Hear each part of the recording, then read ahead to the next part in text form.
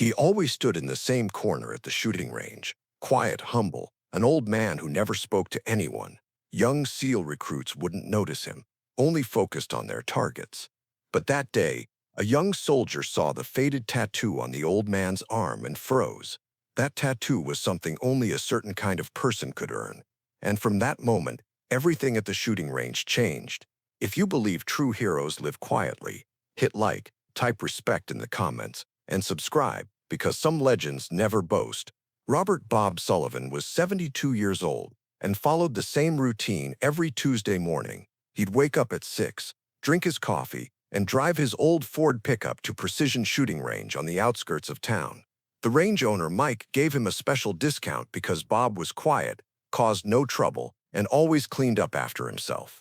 There was nothing remarkable about Bob's appearance. Medium height, gray hair, always wearing the same worn military pants, just an ordinary retiree. He didn't talk much to anyone, just said good morning, took his target, and went to the corner booth. Young soldiers and police officers barely noticed him. To them, he was just a quiet old man in the background. But Bob watched them. He observed their stance, breathing techniques, trigger control. Sometimes he'd smile to himself, but never made comments. That Tuesday morning was like any other. Bob was quietly practicing in his corner. In the booths next to him, 3 young SEAL recruits were training. They were talking loudly, challenging each other. "Hey, Jake," said one of them, "can you put all 10 shots center mass from 50 meters? The young soldier named Jake laughed. "Child's play. Watch and learn." Bob listened without lifting his head. Jake hung his target and took shooting position. The first 5 shots were good, but the last 5 scattered. "Well, not bad," his friend said mockingly, "but I can do better." Just then, a new person entered the range, Lieutenant Marcus Chen, a young SEAL recruit. He was more serious and observant than the others. While looking for an empty booth, he noticed Bob.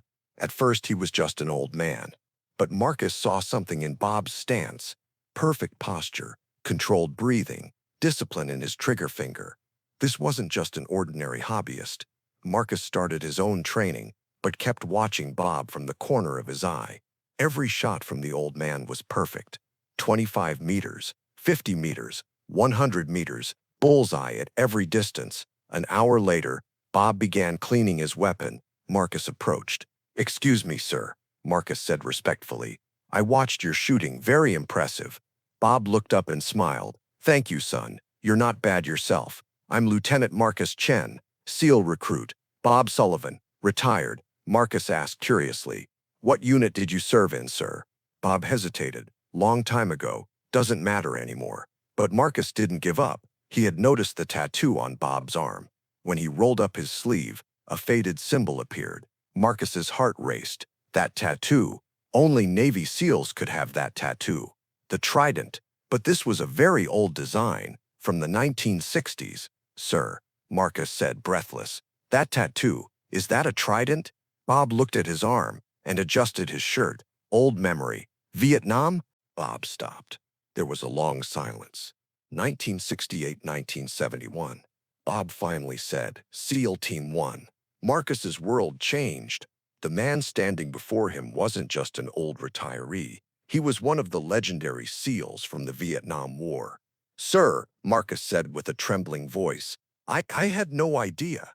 "You don't need to know, son. It's in the past." But for Marcus, it wasn't in the past. That evening he did research. He found Bob Sullivan's file: Navy Cross, Silver Star, Bronze Star, countless missions, countless heroic stories. The next week, Marcus came to the range again. This time he brought other SEAL recruits with him. When he saw Bob, he pointed him out to them. "You see that old man? That's Bob Sullivan.